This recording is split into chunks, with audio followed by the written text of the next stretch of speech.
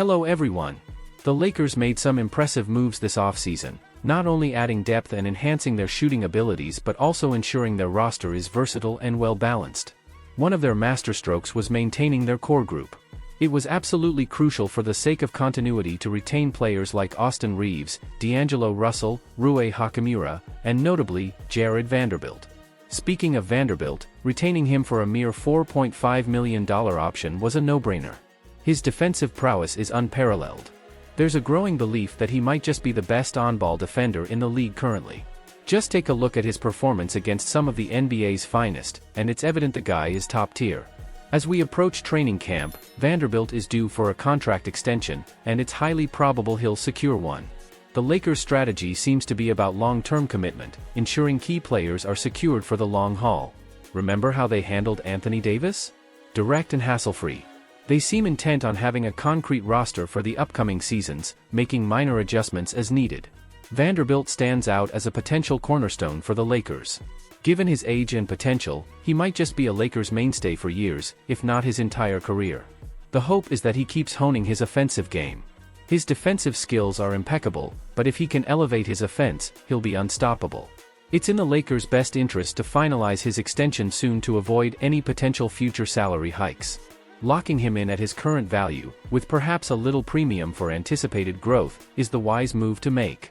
Setting milestones or performance-based bonuses could be an approach, but the financial perspective suggests securing Jarred Vanderbilt now could be more cost-effective. Should other teams show interest next offseason, his price will likely skyrocket. Consider this: if Vanderbilt improves his three-point shooting to 38%, his value could soar from an estimated $12 to $15 million to $18 to $20 million, given the current market dynamics and the way contracts are being distributed. Another team might be willing to offer a premium just to snatch him from the Lakers. Securing him now could mean that he becomes a bargain in the future, much like Austin Reeves. Switching focus, Rui Hachimura is another player I've discussed extensively. I'm convinced that Hachimura, given the right conditions, can deliver 20 points on any given day. If integrated properly within the Lakers lineup, he could be a strong contender for the sixth man of the year. It's likely that Vanderbilt will maintain his starting position, preserving the team's chemistry from the previous season.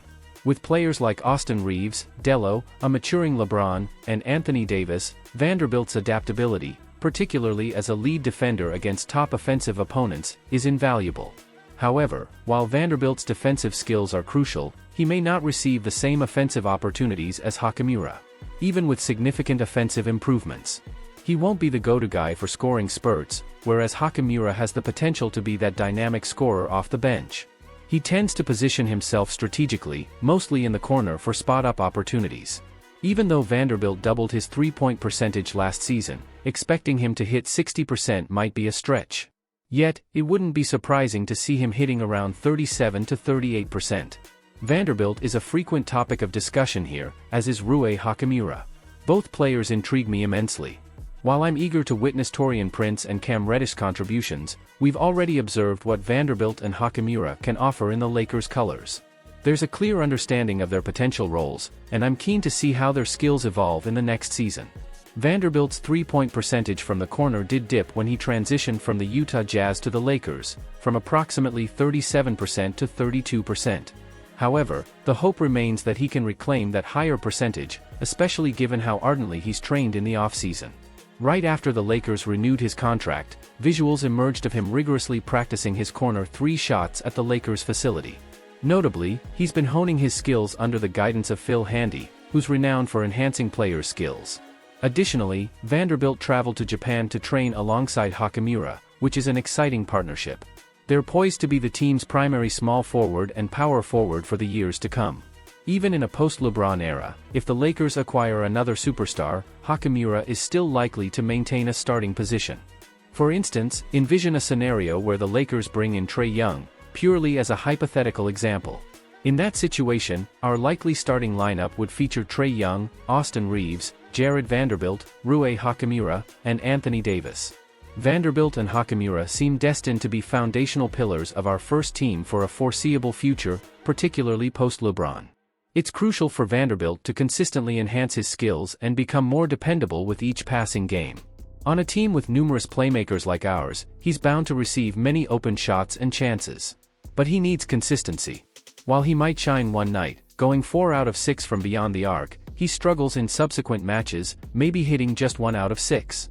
If he can stabilize around a 37 or 38% three-point average, he could rank amongst the premier 3-and-D players in the league. Given that he's already recognized as one of the top defensive or on-ball defenders, adding a consistent three-point shot to his arsenal would elevate his stature immensely. One vital area I hope Vanderbilt focuses on is his hand skills. Though he's commendable when finishing at the rim, boasting a 76% success rate, there's always room for improvement. While Vanderbilt displayed great potential, his finishing percentage at the rim with the Lakers decreased, averaging around 65 to 66%. It's been a recurring issue where he would execute a perfect cut, receive a pass, only to mishandle it, hit the rim or just turn it over. Was this due to a lack of on-court chemistry? It's worth noting that this team was quickly assembled, facing immense pressure from the get-go. Yet, they managed to reach the Western Conference Finals, an impressive feat considering their rocky start and health challenges throughout the season. However, if Vanderbilt can refine his finishing and consistently hit around 76% at the rim, while maintaining a 37 to 38% from 3, he'd become a formidable offensive presence. His speed, length, and agility make him a challenging matchup. Though there's debate about whether he's grown a few inches, his undeniable reach and agility remain. Positioned often as a corner spot-up shooter, defenses tend to overlook him. This allows him to exploit openings, receiving passes from the likes of LeBron or Reeves, and making impactful plays. D'Lo, among others, will be looking to capitalize on the defense. If Vanderbilt can consistently secure and complete plays, he could average significant points per game. Given that he'll often be overlooked, he'll have plenty of opportunities for open threes. If he sinks 2 or 3 of those each game and capitalizes on drives to the rim, Vanderbilt will pose a genuine threat to opposing teams.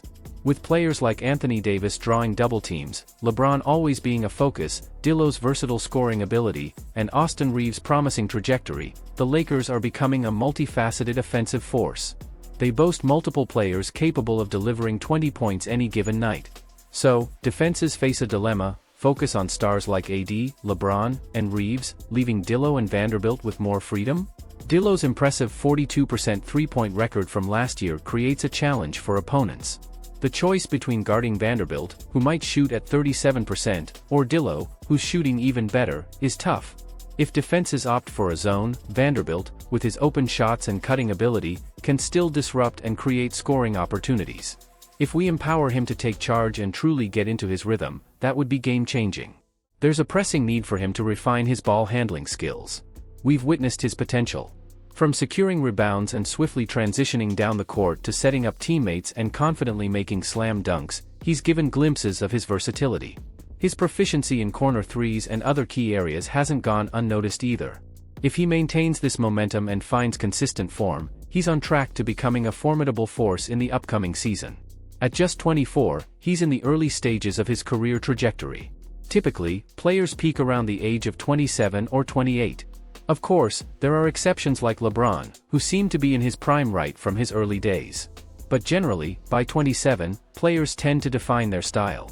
So, considering that age benchmark, he has ample time to refine and evolve his game.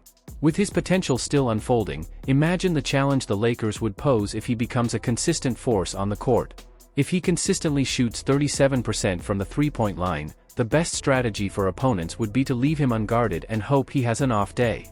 While even the best shooters have their off days, if he can maintain a 37% consistency, then leaving him open will backfire more often than not. Before you realize it, you could be trailing by a significant margin. I genuinely believe Jarred Vanderbilt is set for a notable season. Though I don't see him having the explosive growth potential of someone like Rui Hachimura or perhaps Max Christie, his growth will be evident. By breaking out, I don't envision him skyrocketing to the top as the league's premier defender and averaging 25 points. However, could he consistently score in double digits and solidify his position as a top defender? Definitely. That's the trajectory we're aiming for. Reflecting on his previous season with the Lakers, he averaged a respectable 7.2 points per game.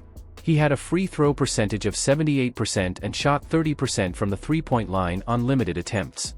These numbers, if improved, can take the Lakers to another level. So, here's a thought for you. Can Vanderbilt emerge as a significant player this season? Will he be the X factor or perhaps not live up to the hype? Share your opinions below. I'd love to hear your take on this. See you later.